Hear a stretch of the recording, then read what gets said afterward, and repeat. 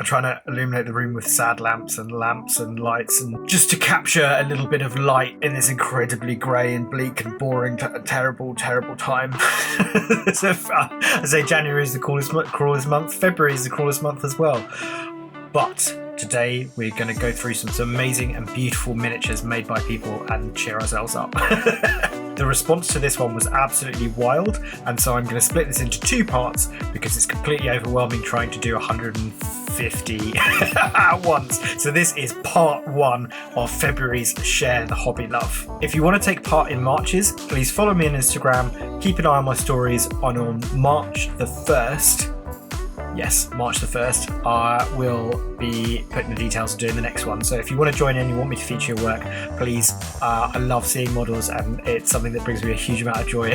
so please, yeah, that would be fantastic if you fancy joining in, please do. First up, we have Michael F Lippert.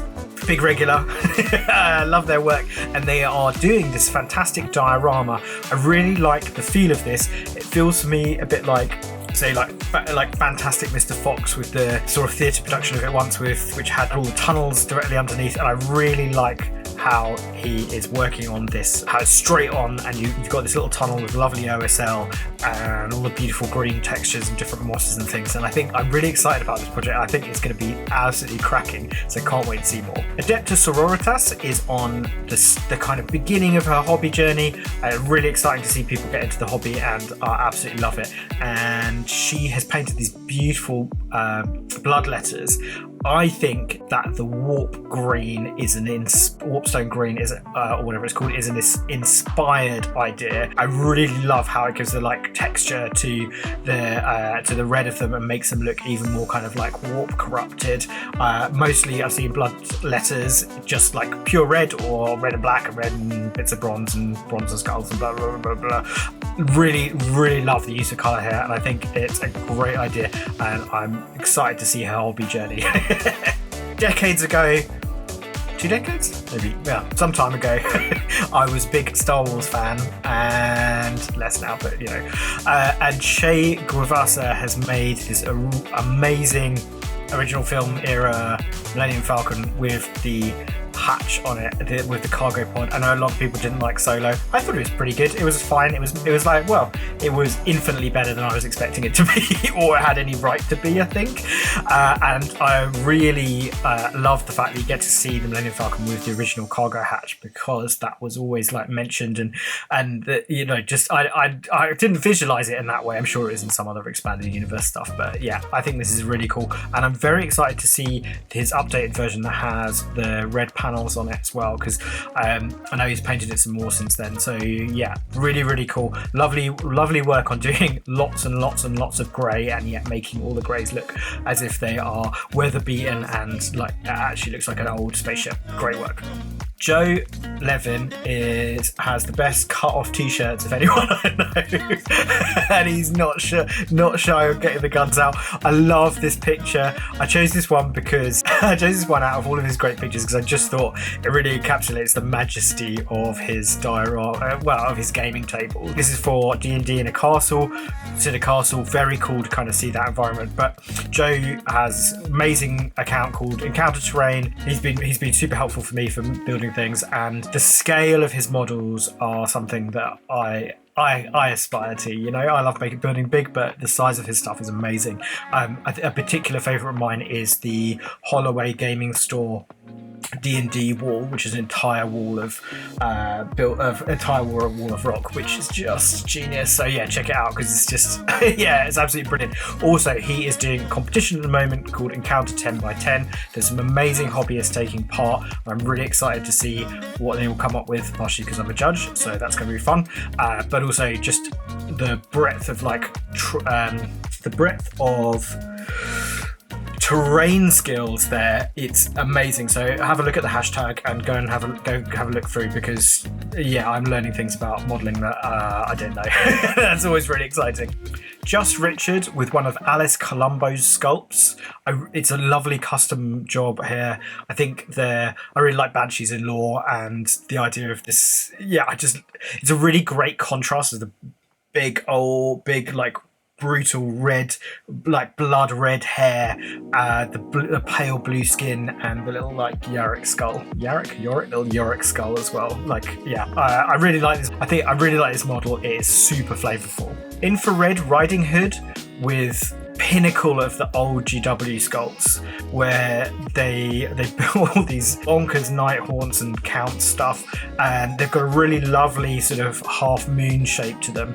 I think a real like hobby challenge getting those together, and then also like not overwhelming all of the different colours because you've got such a large space. And I love that like you've got these subtle little the skeletons with the warpstone glow and the more ghostified things with this like unearthly blood red, as well as the kind of contrasting orange as well, which is, you know, nice for a shirt. For the actual countesses, I love this model, and I think they've done an absolutely amazing job on it. There is a white dwarf. There is an old white dwarf where there is the story where they first introduced the lictor, and it is an absolute Predator ripoff, but it's still cool as anything. And I think the lictor was one of the best ideas that they brought in, especially for Tyranids. And remembering like that kind of 2000 and maybe it was even earlier, but I think it was like 2001, Tyranid launched some amazing models. Probably still current. I don't know if the lictor's from then, but yeah, I think it's a really cool concept for a model. I love the sort of gribbliness of it, and it's really nice to see. I always really enjoy seeing people using natural foliage to photograph things, because I think it really brings them to life. And you could definitely tell that this has just transitioned from being invisible, essentially, and some poor guardsman or Catachan is just about to get absolutely wrecked, and some of their biomass consumed. It's cool work. My bearded brother from Sussex, the Hearthforge, and this lovely kitbash of Lucas the Trickster. Before I say anything about that, just gonna say that he sent me this awesome kitbash, which I'll probably do a little video of so you can see it a little bit more. And all of his work has just all these, like, so many different layers and shape to it, and it makes them a bitch to transport, but at the same time they are just absolutely fantastic. And it's such an honor to own a piece of his work. So I'm so happy to receive this. Don't break it. On to Lucas, one of the probably the best Space Wolf character. I mean, essentially he's kind of Lokian. Really, really worth reading his stories because they're very funny, and I think he captures I think so often with the Space Wolves they miss the essential brutal silliness of them, and Lucas as a character really nails that while still being cool. Stuff he does with Magnus, so enjoyable. It's just absolutely brutal. But yeah, look at this. Just look at all of the greebling and detail. It's miles better than the official sculpt, and I really feel like his work is just something. I really love his work, and it's just something that really special. He does commissions as well. So if you want a Space Wolf, he's the guy to hit up because his work. Just look at it. Speaks for itself. Andre Herringhouse and Valerian and Elia. I originally thought it was just quite a simple kit bash, but actually there's loads of little details on here that have made them so much better. They're very cool characters. I really like the stories that they're in.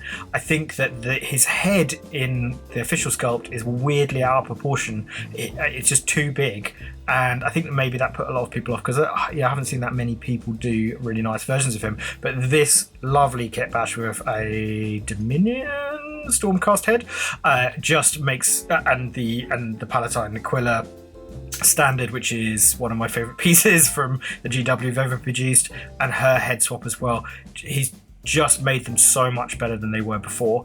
You can see some really nice gold textures in there, so there's hints of green and purple and bits of blue, and it's just very slight different shades, and that really brings out the shininess of gold, which is great. Forgeborn with The Winter Soldier, I love like urban dazzle camouflage and snow camouflage. They're my favourite types of camouflage.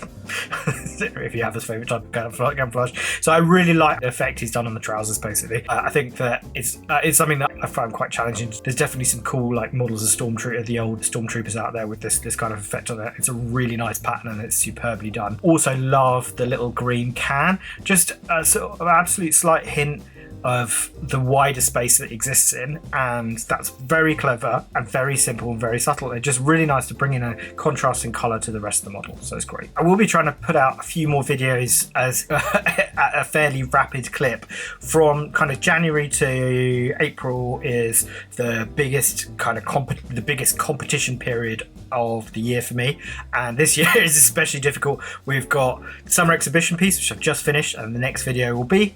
Then we have Smash Bash, which I have got a cracking idea for.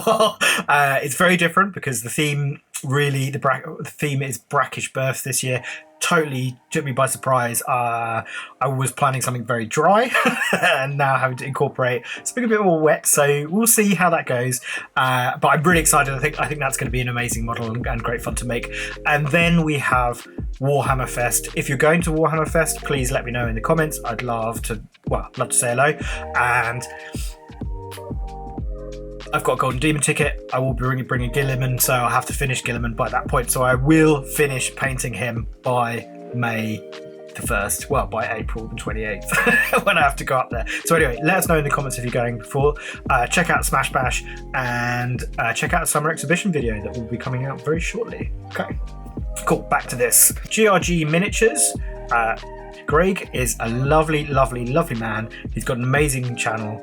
Please do check him out. I think he's brilliant painter, and this orc is just so much fun. It's so much fun. I love a multicolored orc, and this is about as multicolored as you possibly can get. I feel like this is just a masterclass in painting pink, purple, blue, green, and yellow and orange. So you've kind of nailed an awful lot there.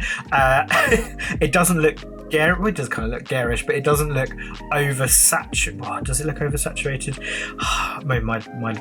My art color theory language is poor to describe why this is really good, but it is really good. I think it's because he's used so many different colors. They all look like they work together. It's still really vibrant without being like oppressive or like overly bright. Character has got so much flavor, and you just look at the kind of bonework on the skull. Like even something like that, it's just he's just so good at using color and shades and tones. I watch his videos a lot for painting tips, and I recommend that you do, because he's a wonderful painter, and I'm really excited to see like how his hobby journey goes through, and probably meet him at some point. I'm sure this is a nightmare of being in South and North London. It's like we're on opposite sides of the earth. But spectacular, mate. I love it. Ratto Runko with, well, you can see why I chose this. It speaks for itself. You've got the 90s flames, brilliant. You've got the goth checkers, absolutely fantastic, and you just have absolutely massive wheels, which every orc vehicle should have. Yeah, this is absolutely wild. This was the first thing that came to mind just when I went through his work, how great this was, and I think it just encapsulates perfectly why you can just pick some orcs and put them on anything and it's going to look absolutely brilliant if you've got some imagination, which this guy has in spades. Robotic emu yet? I don't know, something like that. Anyway, there's a link, the name is in the thing. Oh, this little guy's cool. I really love how much flavour it's got. I love the skull face and the horns. It's just so it's just a lovely small kitbash. A really nice kind of like collar around it as well. I really always go big, but when I see little tiny kitbashes like this, I just think, oh, you could create so many interesting characters, and you look at that and you just think it's got a story behind it. And yeah, I would love to see more. Chloe paints with this awesome incubi, with this awesome disciple of Drazar.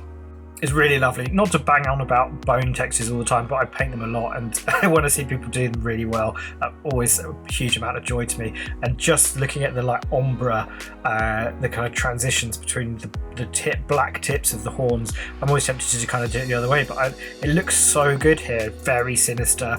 And then the like bright white of the mask mixed with that like slight bit of just, you know, the purple washes. It's really, really good, and props for kind of the simplicity of the blade as well. I just think that like single like white line for the edges of the clave etch, it looks like a razor. You could tell how sharp it is. That looks brutal. I love hazard stripes. They conjure up a sense of the grimmer side of 40k from when I always thought the Necromunda / Demonifuge side of it as a child was the more grimdark side, and then you've got the normal game and all this sort of stuff. So seeing hazard stripes always makes me think of that, and I think they're a great inclusion in there. They're a great inclusion in the world because it just reminds you that all this kit, more or less, was originally some sort of mining tool, and actually if the people the tech was originally designed for could see it all, it would look to them like a guy in a diving suit with skulls glued all to it trying to attack somebody with like an industrial mining, like an industrial laser that he's strapped a knife to. Oh, okay, also like riding in a Tesla that has been lobotomized. A Tesla truck probably that's got extra armor on it. You know, that's how ridiculous the setting is, and I think hazard stripes really boil down to that because it's just makes it feel so much more industrial. And when I chose Rob's Tiny Life because of the dual hobby hazard stripes here, I really love that you've got it on the flag, so like declaring your allegiance, but also on the bolter as well. Like the idea of like making sure that everyone knows a bolter is hazardous is just hysterical. Matches up really well to the nice muted color palette for everything else. This made me start to think about hazard stripes, and actually the number of hazard stripes that are coming up is wild.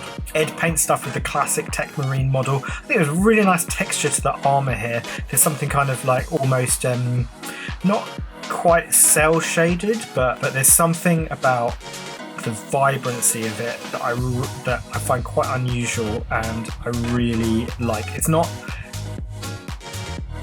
I can't quite capture it in my mind, but if anyone has an idea exactly what I'm trying to express, please let us know in the comments. I really, really like this workout. Essentially, I really love this. There's a lovely mixture of colours. It just got a really unique feel that caught my eye immediately.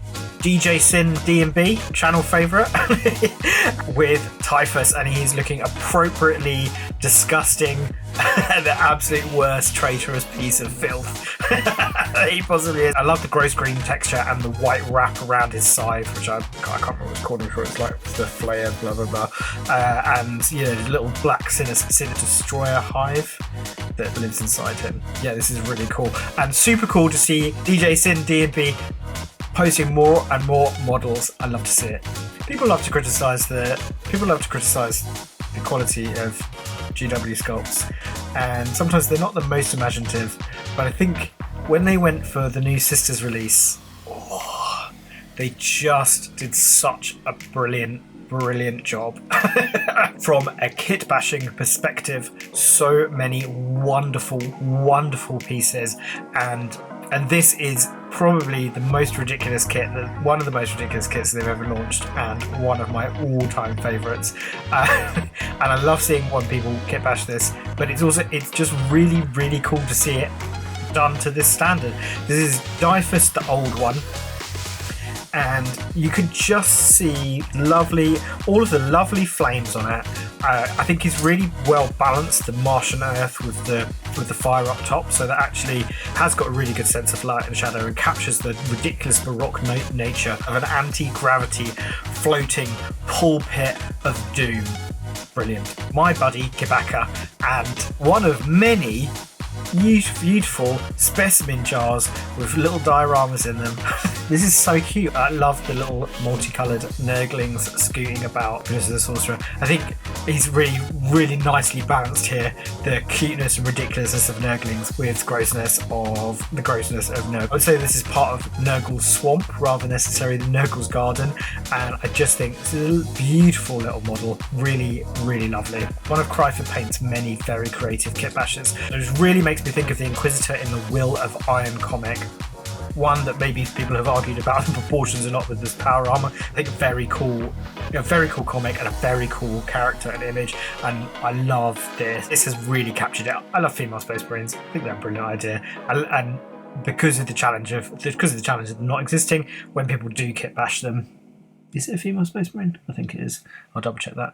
When people kit bash them, this is one of those great kit bashes where I virtually can't identify any of the pieces that are involved, and that just makes me want to deep dive and work out where every single part of it is from, and replicate it. Love your work, and I love this. My favourite Warhammer artist, Susanna Pollexina, and not a guinea pig this time, but this super wholesome Valentine's message of some AdMech people and the romance thereof hanging under some toasters. A lovely example of doing 40k humour without just being the absolute worst, lowest denominator of humanity. Great work. Stepping between games, mashing up one of their Battletech models with their Tyranid schemes to create this lovely and unusual feeling, and I'm really here for this. I think that the kind of the hyper neon organic sense of the markings is very cool. I could see this as being an adaptive camouflage, or or some sort of like biological hybrid thing. I don't really know very much about Battletech, so not sure what the model's based on. It looks cool as anything. So yeah, great fun. Really, really creative and brilliant idea. The second of our hazard stripes. This is a mini kit and some support, some mechanized support for Iron Warriors. Lovely, grimy kit bashes. They look horrendous. I feel like they capture the Rogue Trader killer robot feel, while also having like that up-to-date 40k grimdark aesthetic. Lovely subtle use, especially in the back right-hand one of the hazard stripes, where you can see that the marking is so encrusted with grime it's almost vanished. I think you can see that the colour of the hazard stripes stops these models from being too like monotone, which could quite easily happen if you're doing like grimy metallic textures. So I think this looks wonderful. The great thing about Share the Hobby Love is you get to discover new hobbyists you might not have seen their work before, and one of the definite best discoveries, somebody that I'd never seen, I've completely skipped, I just hadn't seen any of their work, is No Hammer. I've chosen 2 of their pieces because they're so good. The imagination here, the weirdness, the colours, sort of Pikmin animal. There's such a brilliant aesthetic here. I would love to replicate it. The colour palette is stellar. The washed out sort of desaturatedness of it is amazing. They've just created a whole feeling and world for themselves. I'm absolutely here for this. I cannot wait to see more of what they've done. I just wish I'd discovered it earlier, because I'd have loved to use I would love to use more of that colour palette on some work I've done myself. So yeah, but this is such a brilliant find, and this is exactly what I want to look at. The five various hybrid animal cavalry people here. And then you have this enormous walker, which is so bizarre. Bits of Mobius in there, bits of Dali, all weirdness, really very creative. I love it. I love it. Brings a tear to my eye almost how good it is. So yeah, brilliant, well done. I'm so happy to have seen your stuff. Merlin and Magpie miniatures. Love this little diorama. Really lovely stained glass windows in the background, like making it pop that extra bit. I think we always know what's coming for Dark Angels, and 100% here for it. They get a lot of stick, but there is something awesome about them. This is beautifully painted. I love the like rosary beads around his arm. I'm assuming they're not quite rosary beads, and the keys to no doubt some things that probably they shouldn't have. Trimarius. This thing's so horrible. This is such a horrible little model. I love the skin texture and the black horns floating out of the back of it. Really cool creature design, very disgusting, lovely fleshy, bloody hints to it as well. This looks top and disgusting. Vinio paints. I hate these Dreadnoughts so much. It's like, as soon as you have to play against them, it's just a piece of absolute misery, but always very entertaining if you actually manage to destroy them. Nice to see what great camera setup can do with the photography in this as well. I really love the I love the fact that it just used a little bit of red lighting here, which just kind of elevates it as well. Really lovely grimy texture on the armor. The lovely detail is the scion just crawling its way, half a scion just crawling its way away from where it's definitely been stamped in half. Savage. Maybe snipped in half with that big old claw. Fortress Halcyon with Hector Rex, one of the trolliest of troll characters. Big fan of doing kind of a bone armor with gold trim, and I imagine that was an absolute pain in the ass to paint. I think it's done a great job, and I really like the mixture of stone and then texture paint. So you've got kind of two different contrasting textures there, because that's really fun. I feel like it'll look at home on multiple different battlefields, which is always really good. Wilhelmina paints with more hazard stripes. This time, hazard stripe respirator with a hazard stripe Trickster or crest as well, which is just, a brilliant idea to just add in that extra ridiculous industrial element to it. They're almost decorating their kind of like Roman themed things. I love what a mashup this is. Kind of reminds me of feels like a bit Demolition Man in terms of like the combi bolter and also like every single how extra it all is. And I really love the like gloomy, moody photography here as well. My hobby sister from across the sea, Florencentia Grotesque, Veronica, and she's been working on this diorama, and it looks so beautiful.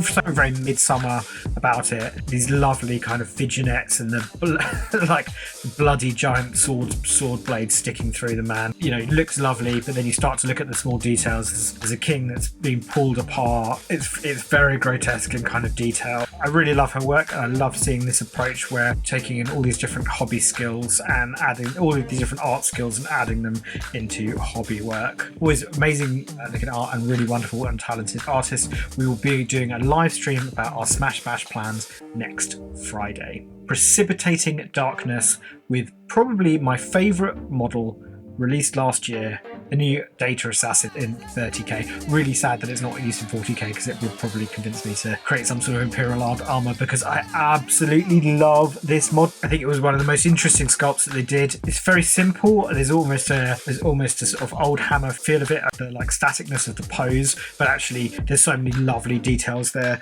with all the sort of like vibrant stuff coming out the back of the head and the servo skulls as well. I really like the color scheme, the blues and purples working really well with the textured snowy base. I haven't seen very many of these in the wild, and it's lovely to see it, and it is beautiful. I'm going to very slowly go through Velvet Plum, Space Marines, Orcs, and choose different coloured Orcs each time.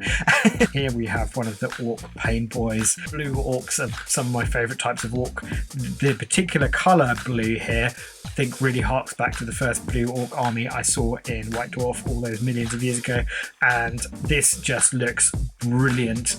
This just looks absolutely brilliant. Talking about colour and Orcs earlier, you've got sort of really nice mixture of kind of complementary tones here, so blue and teal, the purple and the different purples and pinks, and the subtle green, not subtle, but like the punch in your face greens as well as the injector thing, and the little grot hiding away with some chemicals.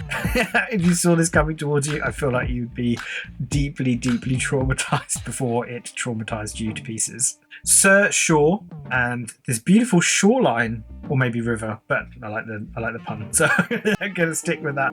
I'm just gonna start my foray into using resin, and it's very cool to see it here with all the different textures and colors, and you've got blues and greens and blacks, just making the water texture feel really, just creating a sense of depth and texture and reality to it, which works really well. It's nice that he's using this as a kind of staging post for basing, so you've got the basing on the skeleton gravedigger lad is matching up to it, and you've got really impressed with all the yellow tones here, which make it actually look very lush without overusing green and making the greens themselves look more vibrant. It's a brilliant piece. Seventh, the Blind Man with the Iron Chef. He's doing a series for Morkborg. He's doing a series of sculpts and models for Morkborg, and they are super gross. I love the like cordyceps mushrooms growing just like slap bang out of its skull. This is repulsive, deeply repulsive. But I love mushrooms, and I love mushrooms growing out of people. And this is a model for our times. The flaming chains with all the kitchen tools on is such a lovely, grotesque, brutal effect. If you haven't come across Morkborg before, it's worth it, especially for their monster creation tool. Perception-driven reality with I think I took ownership of this and said, a lovely slender version of me.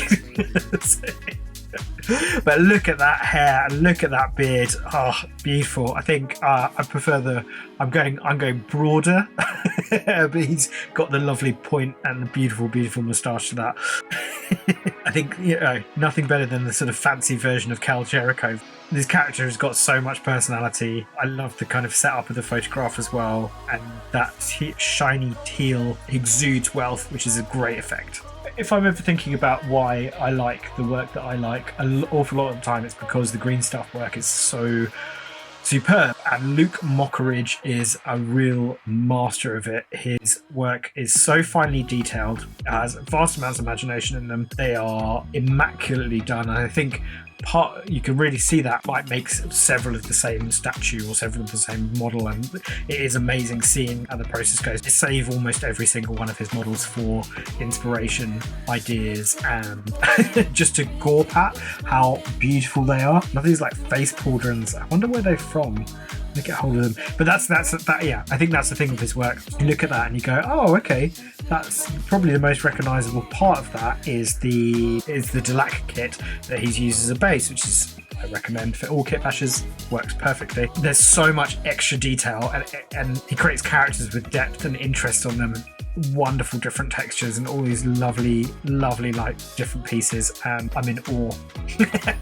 So years ago there was a really brutal British cartoon called Monkey Dust. Now, if you're familiar with it, if you have watched it, you'll never ever forget it, unless you're the sound constitution and extremely happy general person. Necessarily recommend watching it or binge watching it in January, February, because it's a brilliant reflection and like twisted mirror of the absolute worst of Britishness, and like how people can behave, and it's so grim and depressing, but very funny. And Parsifal Cots, Bunny Rider, Bunny Jouster, Bunny Snail Mount, Bunny Rider. Really made me think of that. There's something, it's almost cute, but then you look into its eye and that bunny has seen some stuff. This is maybe the like 1,000th snail mount that it's gone through. There's some terrible darkness in this thing, which is, I think I love seeing vibrant colours in horror because it creates that like a jarring sense of awfulness, and this really captures that. The wonderful Noel Whitmore and two of his tanks. I thought this was a mirrored image to begin with. It's not. He just is absolutely immaculate. Hair in my beard. He is an absolutely immaculate painter, and it's incredible the detail and like stunningness of. Yeah, it's just incredible. It's incredible to see. The more I look at this, the more I notice things that I admire. Bone texture with these like almost ripples in it where it's curved over, makes it look a little bit more organic as well. And then the way that the sort of light green pinches around the las cannons, or whatever I think they're las cannons, it creates a kind of almost organic suction feel, like it's some sort of orifice. Gross. Brilliant, but gross. Ian Campbell FX makes cool helmets, and this is one of the most satisfying videos I've ever seen, and I just watch it over and over again because the faceplate sticky on this, just perfect. Really he's obviously got an amazing studio, and the work that goes into each helmet is phenomenal. I love seeing how all the different sections fit together and how he creates them, and it's very cool to see all the work in progress. I highly recommend this account. Brawler minis, and it's called Dreadnought Covered in Smoke, which is badass. Like, it's obviously clumping through some disgusting Nurgle infected mire. It's there's something, the base is a mixture of mud and vomit and maybe sort of cat poo, something disgusting. A very, very unpleasant and very deeply unpleasant texture. Cracking using real smoke as to create a bit more atmosphere with it. I really like the teal armor color and how it works with the red of the little ceiling joint. There was a cool bit of lore that somebody posted the other day that it runs quite quickly through the pilots of these, like the opposite of Dreadnoughts. It's something that's a brutal frontline assault creature, but actually Cool's work often is not perfecting a previous design, it's creating something new, and what he's really created here is basically a mechanism for quickly killing Marines rather than preserving them for thousands of years. But you know, he's got enough stashed away. Brawler Minis is a lovely guy, and he's got very cool TikTok with some really interesting stuff on it, really fun stuff on it. So yeah, and he's got really cool TikTok with some really fun stuff on that, so I'll bung that on there as well. Torb Mini, so many big models to choose from, but the new Demon Prince looking absolutely savage. Sculptor's got a very odd face, but I really love like how he's done this, and I love the transition on the wings, a lovely extra red glow on the big old axe as well. And these are all the gross silver, like some really nice silver bits as well. This is just one of many gross, huge, massive chaos models he's got, and they're all beautifully painted. They're all sensationally painted. Lukewarm reception. Well, I don't have a lukewarm reception to this. Terrible. I love this flag. There's something so intrinsically Warhammer about flags in general. Having a great big banner is completely ridiculous, and this Gene Stealer Cultist has obviously come up for Ascension Day and really wants to make sure that he's picked to ascend. Sadly, probably will get to do. The little tears and rips in the top of the flag. Oh, that was absolutely inspired. Brilliant. Hungry paints. Green stuff work. Very simple, really subtle. Something that reminds me of the coolest bits of Lego, which were the Knights face shields, which were the Knights helmets, the face bits that made such a cool difference to them. It just changed the feel, the time period of this SR, so that suddenly it's from a weird mixed medieval thing. Very subtle, very clever, and changed the whole feel of this model with just a simple bit of brilliant stuff work. Bravo. Jack's mini painting. I love birds. That's a weird way of saying it. Jack's mini painting. I love birds in Warhammer. All sorts of them. Every single one of them. The number of bird sculpts that come out in the last few years has been brilliant. A bird hammer is always my favourite type of hammer. This is wild. It's so jazzy. There's something about the background that reminds me of like 90s school portraits almost. Possibly this autarch has just leapt or is leaping out of some part of the webway. It's a really creative way of doing Taste the Rainbow Eldar that I don't think looks garish. I think it looks inspired, and I love the whole overall composition of this piece. I think it is absolutely fantastic. Pool of plastic and a haunting servo horse. Ooh, so gross. The ribs, the little cogs in the leg, undercurrent of ghostliness on the skull face, the like Necron spotter piece on the multi-melter. Serious composition skills here, serious modelling skills, and it looks disgusting and disturbing and creepy and weird and bizarre, and I love it. Sticky miniatures with Bugman. Joseph Bugman here to provide fresh beer from his tank on his back. Who doesn't love a friendly dwarf whose specific purpose in life is to provide alcohol for people? He looks incredibly happy and quite pissed, to be honest. This is a really fun. It's a really fun model to make and paint. I like the colour choices he's gone for with the silver of the tankard and half of his act as well. His armour has this like the washed out kind of yellow metal effect with the red of his cloak, the red of the leather in his collar makes me think of faded old seaside pubs that were once very grand and are now have seen better days. It's a great. It was a great thing for a walking publican. Corn is very much in the news these days, and AJ's Workshop has made this badass Cornite Sister of Battle, Chaos Sister of Battle, very underdone. Haven't seen that many of them third-party sculpts, and I think that the spiky corn pinions match up really well to the general baroqueness of Sister of Battle armor, and very appropriately given her some absolutely like stonking weapons. I love how the skulls are lined up on the base. This sororitas is really deep in with Corn. She's in trouble. Sunken King miniatures. I think I'm going to show this from two different angles just so you get the full perspective of it. If you squint a bit, it's just a cute little kitty, but then suddenly you notice that there's teeth above its head and there's a gaping maw underneath it. It's got tentacles and it's so unbelievably awful and terrifying, hideous, monstrous. Very nice use of OSL for the like blue reflective base. I think the colours here are just absolutely stunning and they really work very well. The cunningly deceptive, horrible work of art.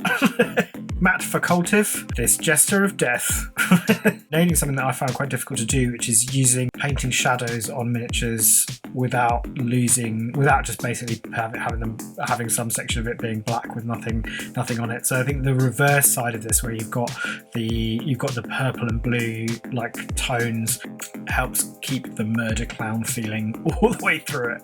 Rolands Palace with another inspired bloodletter. Not only is the tongue particularly disgusting, I love the grey fleshy bone colour to it, and then the purple to red horns. It's an interesting way of painting and it looks mega. Nicely mirrors the fact that the bone horns on the standard of corn are themselves that are very sort of stark white, and makes them look bloodletter's horns look creepier, weirder, more unnatural, which is where you want to go.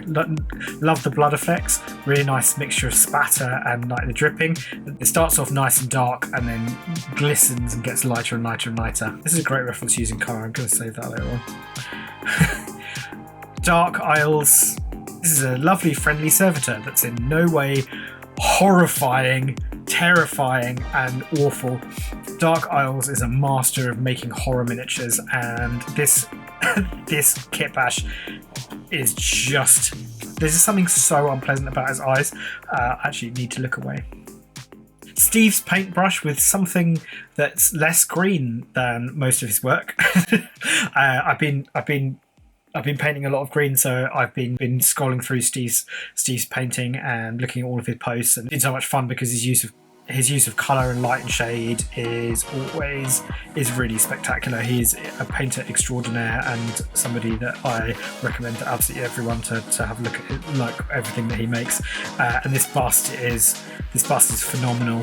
The tongue looks fleshy and organic. The stitched up flesh there's something desiccated about it. Could have been quite easy to go some sort of more fleshy, but I feel like this almost doesn't contain any, contains less blood than maybe something that would normally than this kind of horror would necessarily necessitate. And there's something disgusting about that maybe there's just a bleak void inside. You can see a bit of his skill with the green tones on the fact that on the skull just having that very slight glow. The consistency across his work is just mind-blowing. One of my absolute favourite artists. Joys of Fenrir with this big old tank.